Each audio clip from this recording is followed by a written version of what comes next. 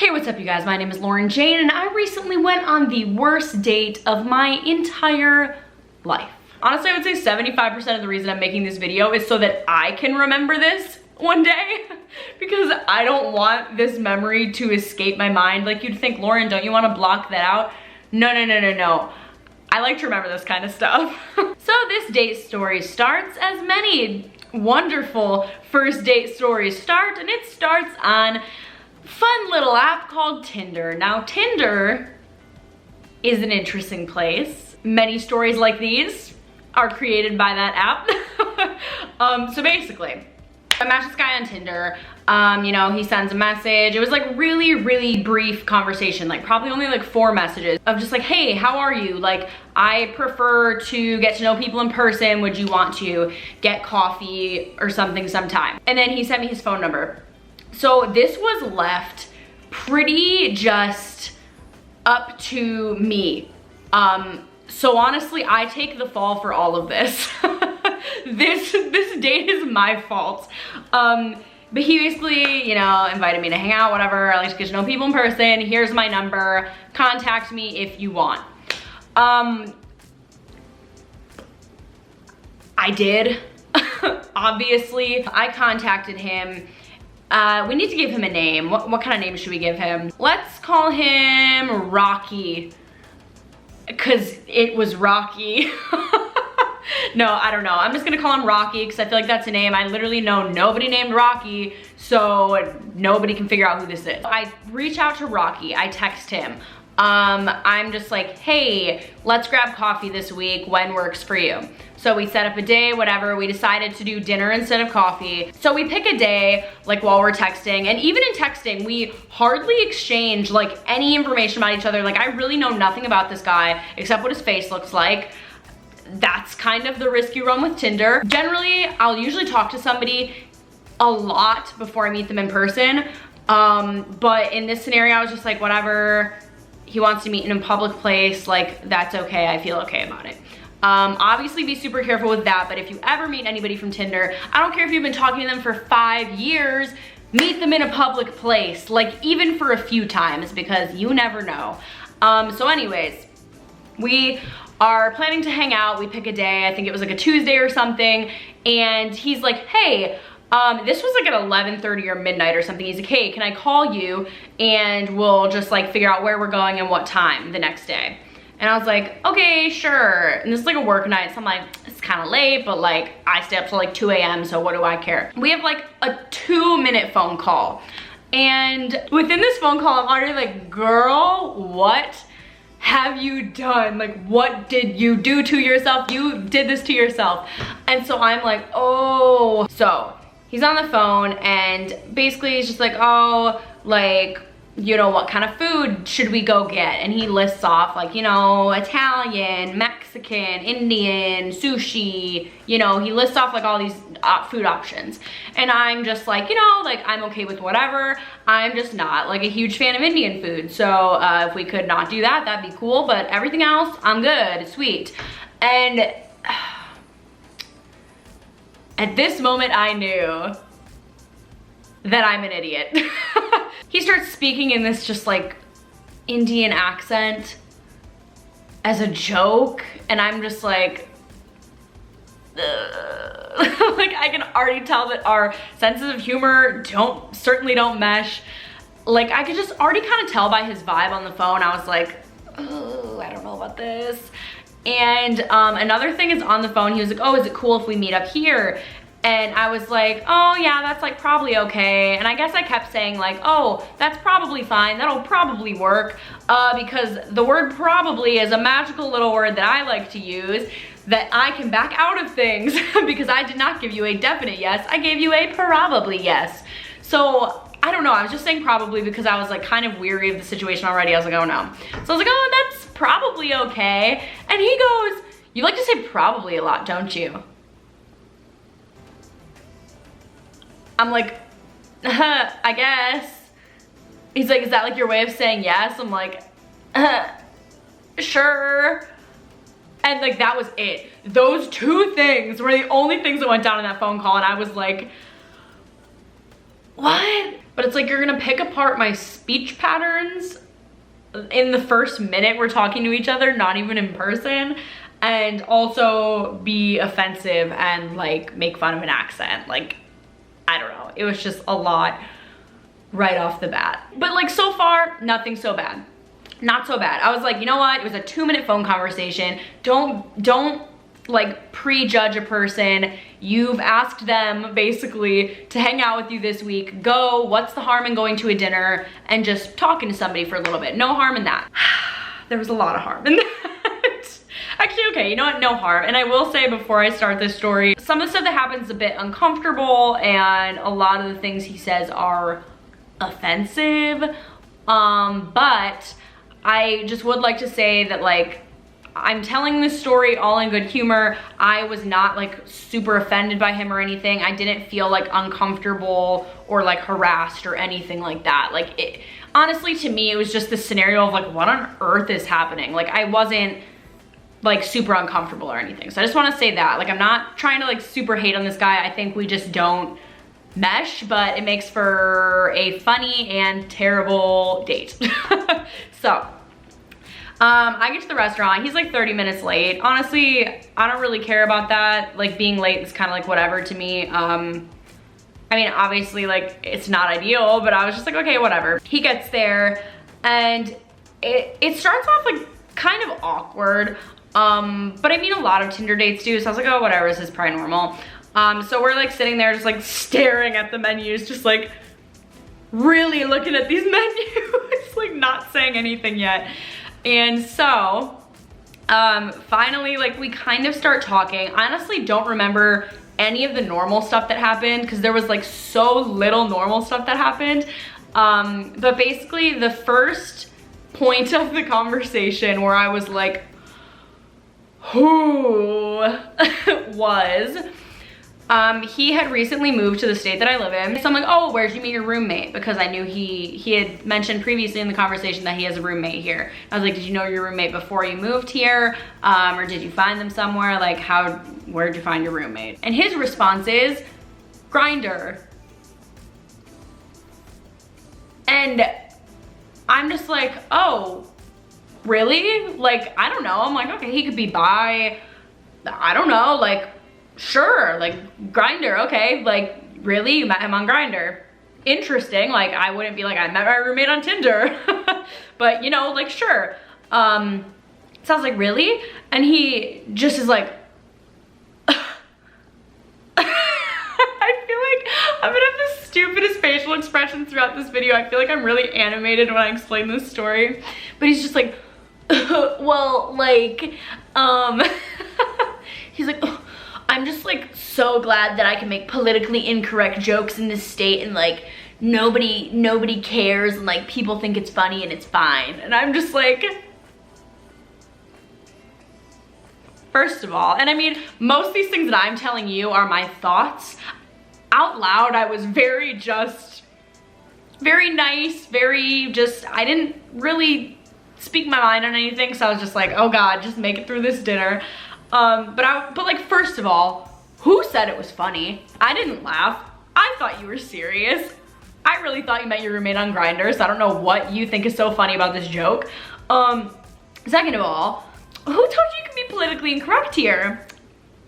Cause you can't. But I was just like, and like the way that I described this date to all my friends was just like, I have never done the little like scoff laugh so many times in my whole life, like the, like where it's not funny, but you kind of know it's supposed to be a joke. So you don't wanna laugh because you don't think it's funny, but you also don't wanna not laugh because that's weird, but you also don't know what to say. So your response is just, that's basically what I did to every word this man said. And then I would start a new conversation topic, hoping it went somewhere not there. And guess what? It always went there. So, after this first little Grindr incident, the politically incorrect thing, I was just like, oh God. And he's like, are you like fine with that? Like me being politically incorrect? And I was just like, I mean, no, like not really. And he was like, well, I'm just gonna be myself. I'm like, all right, you do you, but okay?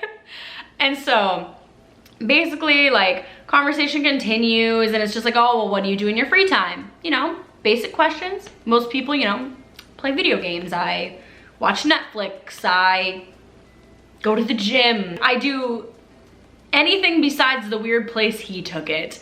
But basically everything would start off normal. So I would have a little bit of hope and be like, okay, this isn't gonna go somewhere weird. So he goes, oh, you know, in my free time, I just, you know, go to dinner with friends. Okay. I watch TV. I play pool. I'm like, sure. I go to the pool. Okay. I watch girls by the pool.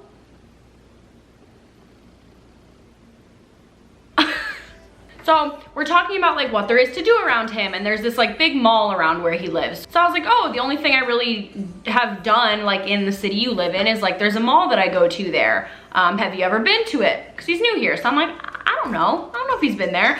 Have you ever gone? And he like disregards that even being the question and just goes, oh, like malls? Like, well, let me know if you ever need to go to Victoria's Secret.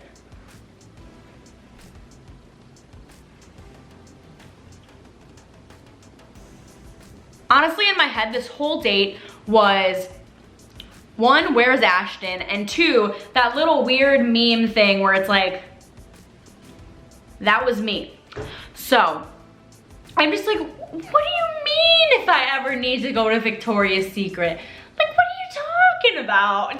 Like, it's just so uncalled for. It's like, if I need to go there, it ain't gonna be with you. And then like sometimes on Tinder dates, if you've never been on one, it'll come up with like, oh, have you ever met anybody else from Tinder? So he's like, oh yeah, like have you ever met anybody from Tinder before? And I'm like, yeah, you know, I've met like 8 people. And keep in mind, most of these people I go to dinner with once and we never speak again, because that's kind of just how the dating world works in your early 20s, especially when it's from Tinder. You just kind of eat a meal together and you're like, oh, nice to meet you, let's do the scan, and then you never see each other again. And then another guy I dated for 1.5 years. And this man's is like, oh, so is it like really hard for you to meet people then? That's like a lot of people that you've met. Like acting like I was getting around or something. I'm like, first of all, even if you are getting around, that's fine. But like, don't make assumptions about me just because I've met 8 people over the span of probably like 3 years or something, like on and off. And I don't know, that just irritated me. But then he's like, oh, is it like hard for you to meet people? Is that why you're on Tinder or whatever? And I was like, well, you know, it's not that it's like super hard to meet people. It's just once you're out of college and that kind of thing, you don't really meet many people your age. Like most of the people I work with are in their 30s. And a lot of the people I work with are married, and then my friends are busy working, and when we hang out, it's just us. It's not like there's new people being pulled in as often as there was in like college or high school. So it's like you don't really meet many people your age once you're in your early 20s, because like I don't really live in like a big city like in LA or New York or anything, so you just don't really meet people your age often once you're out of college, unless you're like going out of your way to, which is kind of dating apps. So I'm like, you know, it's not that it's that hard, it's just that what I just told you, like everybody I meet at work is like in their 30s, whatever. And he's like, oh, you could get a sugar daddy. Like, no, that's not the, no, I'm not looking for a sugar daddy. That's not what I'm trying to do. That's where he took that. Oh, and I almost forgot one of the best parts. So earlier in the conversation, he's like, well, the people that live in this state have a redneck accent. Like, do you even know what a redneck is? I don't think I do. I don't know, but it's like you're literally on the first date calling me a redneck. Okay, thanks. Love that. I don't know, just like everything he said was just like offensive for the sake of offending and just odd. Like he just really liked to push the envelope, but he was like way too confident about it, and just like, I don't know, I feel so bad. I'm not trying to judge him. It could have been an off day, could have been nervous, could have been cultural differences, and you know, there's a person for everybody. There might be some girl who's listening to this story like, sounds like I'd get along with him, and good for you. Like, hope he finds somebody great, but it ain't me. Not me. He would be like, oh, do you like Netflix and chill? And I'm just like, like not really. And he just goes like, oh, well, like we should do that sometime. Except I don't have Netflix. So we just have to chill. Just so much stuff like that. Just every conversation point was something like that where I'm just like, what is happening? And he's like saying just offensive stuff every chance he gets. And I'm like, okay. And so it's just like one thing like that after another. And you would think we finished dinner. Lauren, you're in the clear. Go home. Just brush this date off. Have a good little chuckle about it. But your girl agrees to go get coffee afterwards because I'm stupid. So we go to get coffee and it just gets worse, as you could probably imagine. At this point, I'm like looking around on this date like, where's Ashton? Like, when's Ashton gonna pop out and be like, you just got punked? In line buying my coffee, and we're just talking still, you know, chatting, and I'm like, you know, what do you do around where you live? What is there to do around there? And he's like, you know, like restaurants, bars. What do you think he'll say next? Strip clubs. And I'm just like, end of that conversation. Like every conversation is just killed immediately. Done. And then we're sitting down, we're drinking coffee. We're kind of still talking about like dating apps and whatever. And so we're kind of talking about like how girls will have preferences for taller guys. Like I don't really care about height at all. Like I guess I prefer a guy to be taller than me, but I don't usually have a lot of issue with guys being shorter than me just because I'm pretty short. And so we're like, oh yeah, like some girls will like only date guys 6 feet and taller, and they'll like set their height ranges or whatever on like, I don't know if you can on Bumble, but like Hinge or whatever, they'll set it to 6 feet and taller. And he goes, you're not ready for this one. He goes, maybe I should set mine for C cup and bigger.